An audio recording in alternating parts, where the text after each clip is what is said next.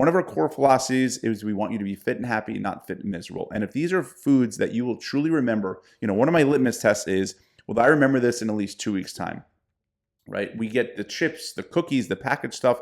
We eat that. We don't even remember it the following day. This is stuff some of us look forward to all year long.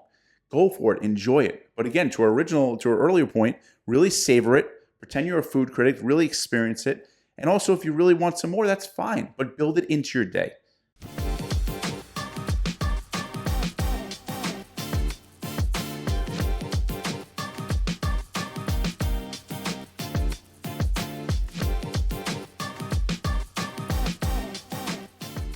Today we are talking turkey. That's right.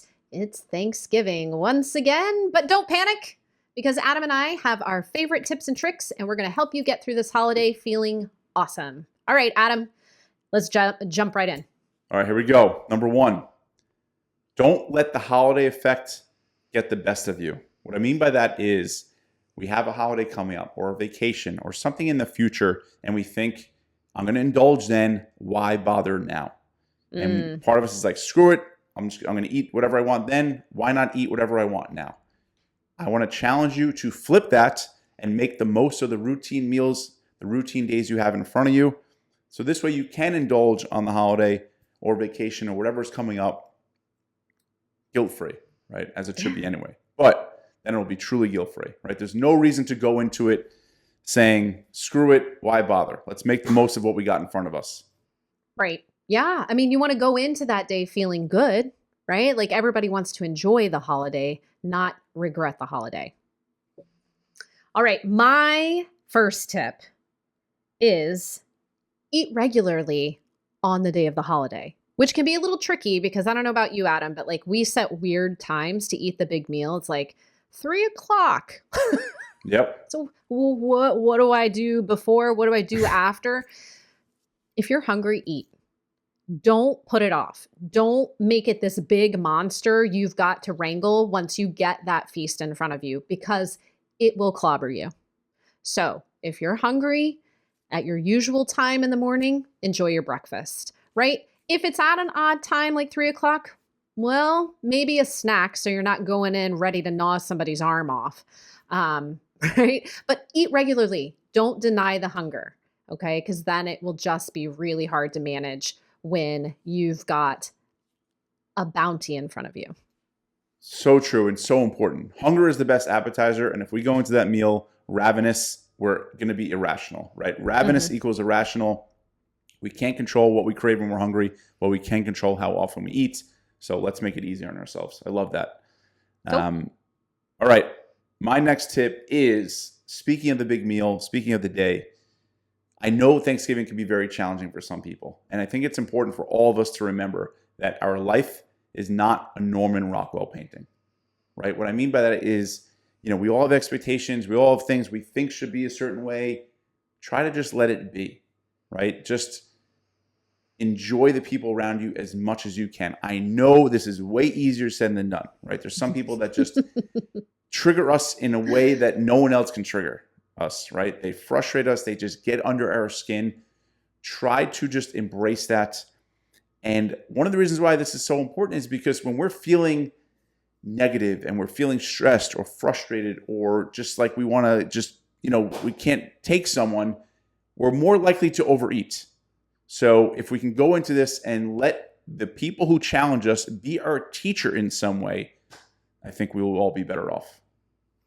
I like it. And it's a perfect day for that because one of the best antidotes to stress and anxiety and frustration is gratitude.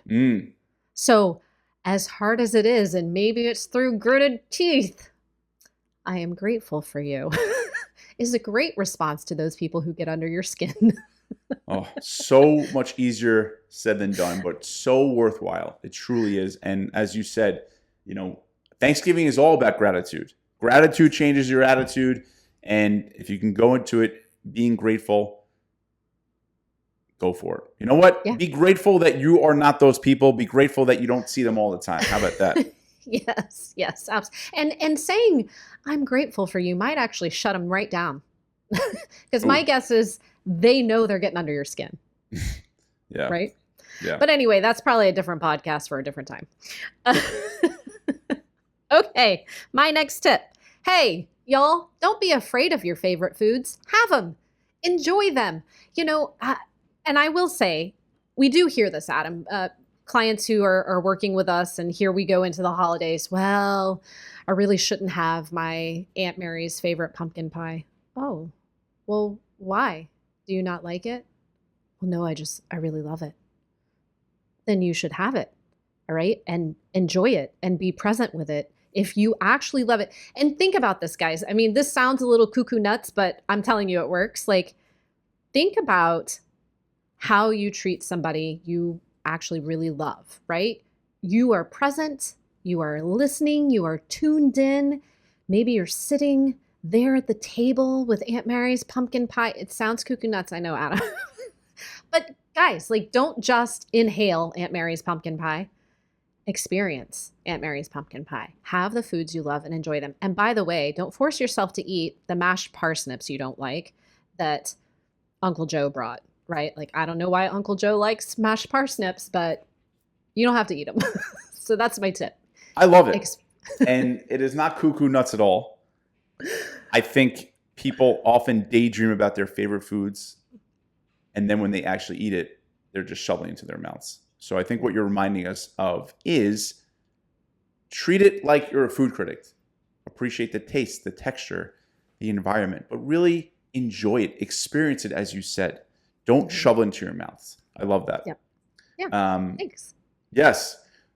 Which leads to my next tip, which is it is just one meal, right? Thanksgiving is one meal. And some people don't even celebrate it. They don't participate.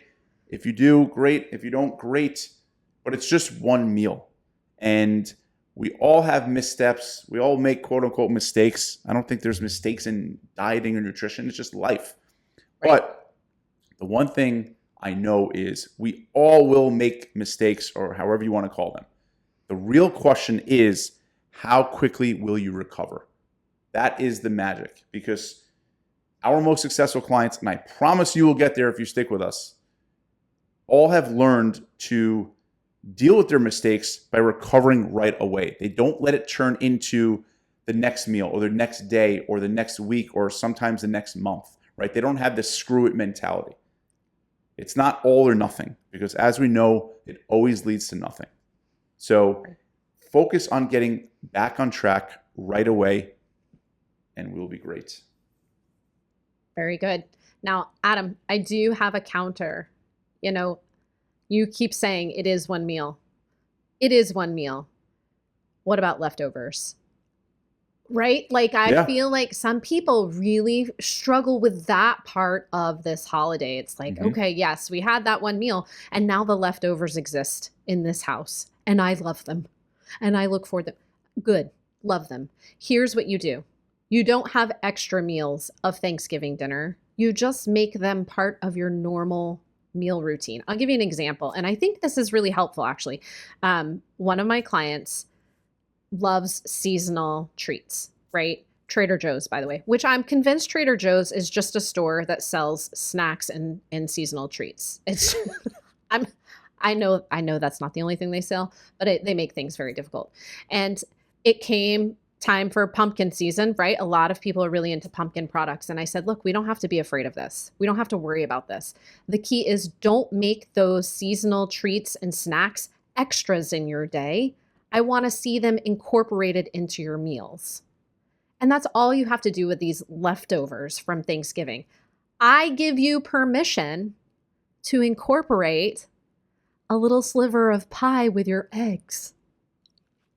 What? No, I know it sounds nuts, but truly, that's what I mean. Like, it's that kind of thing. You re-engineer the meals that you normally have to incorporate the leftovers you have, and don't feel guilty about it, right? It sounds pretty unconventional. I'm sure there are people out there probably like, no, can't do pumpkin pie or pecan pie after the holiday. I don't know. I'm just saying, try it. Because otherwise you're going to be up at 11:30 eating it out of the dish. You know it. I love it. Totally agree. BTI, baby. Build them in. Build them in. If these are your favorite foods, enjoy them. One of our Yeah. core philosophies is we want you to be fit and happy, not fit and miserable. And if these are foods that you will truly remember, one of my litmus tests is, will I remember this in at least 2 weeks' time? Right? We get the chips, the cookies, the packaged stuff. We eat that. We don't even remember it the following day. This is stuff some of us look forward to all year long. Go for it. Enjoy it. But again, to our earlier point, really savor it. Pretend you're a food critic. Really experience it. And also, if you really want some more, that's fine. But build it into your day. Right. It's not extras, no add-ons. Exactly. Yeah. My next tip is FOF. You know what that means, Haley? Fact or fiction. There you go. Fact or fiction. This goes in line with what I just shared, my earlier tip, but it is just food. It is not our best friend. It is not our worst enemy. It is just food. And so often we come up with these stories and these narratives of, oh, I shouldn't eat this, or here I go again, or whatever it might be. I can't control myself. Focus on the facts. You had some food. You had some indulgent food. You had some of your favorite food. That's it. Forget the fiction. Part of the secret to consistency is compassion, is self-compassion. And if we're constantly beating ourselves up every time we, again, quote unquote, make a mistake or indulge, that's what triggers us to say, screw it, right? But if we just say, no, this is part of it, this is part of living, and we get right back on track, we have a short-term memory, we will be set. We will be able to push through and stay consistent. So facts or fiction. When you find yourself focusing on the fiction, try to snap out of it and focus on the facts. Yep. And I think that allows you to recover immediately, which is exactly tip number 2, right? Yep. That you gave. So Yes. yeah, fact or fiction is going to be your pathway to getting back to routine right away. Okay, so I have a super tactical one. One of my dear friends is one of the slowest eaters I have ever witnessed in my life. I honestly admire her. And I try to pace myself with her when we eat meals together. I love that. Because, and it's super hard. Well, number one, have you ever witnessed a kid who's anxious to get back to their movie or back to their game and they're being made to sit at the table like a Hoover?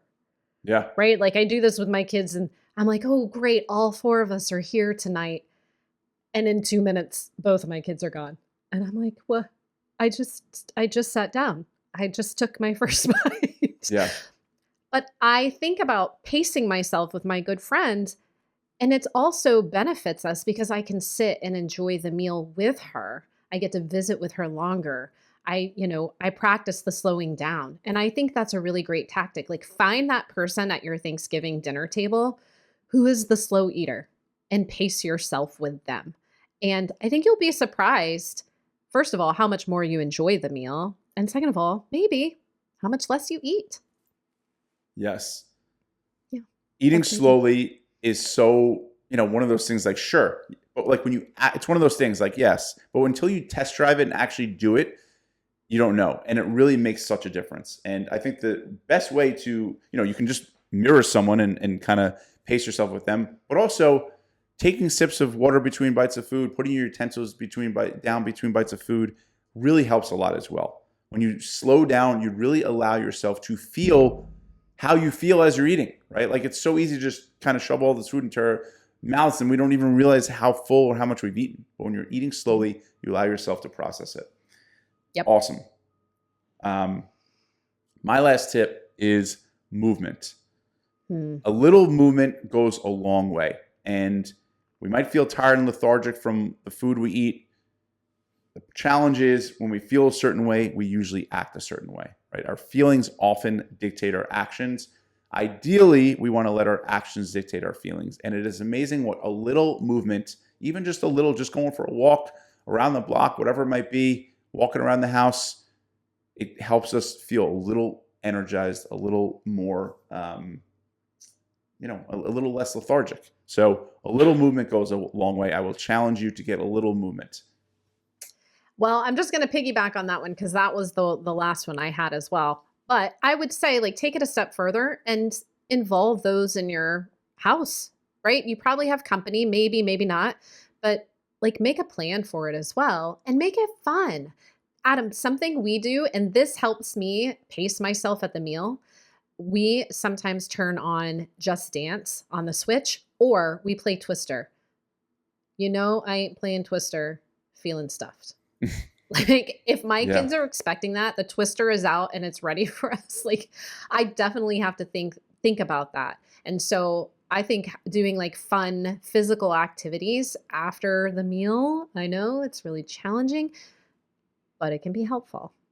So I agree. It's a good tip. Awesome. Cool. All right. Did we cover everything? I think we did. And also, I just want, I know for some people, Thanksgiving can be a very challenging, a very sad holiday. If you lost someone, our hearts are with you. I know how it could be. I lost my father. Think about him all the time, obviously, and think about him on Thanksgiving. So we thinking about you on that. And really from the bottom of our heart, started My Body Tutor in 2007. This is year 18 for us. And we just want to thank you so much for being a part of our journey, for being, allowing us to help you on your journey. There is nothing more rewarding than helping someone transform themselves physically and mentally. And we just wish you a very, very happy and healthy Thanksgiving from me, from Haley, from the whole My Body Tutor team. Absolutely. With much gratitude, everyone. Be safe, and we'll see you next time.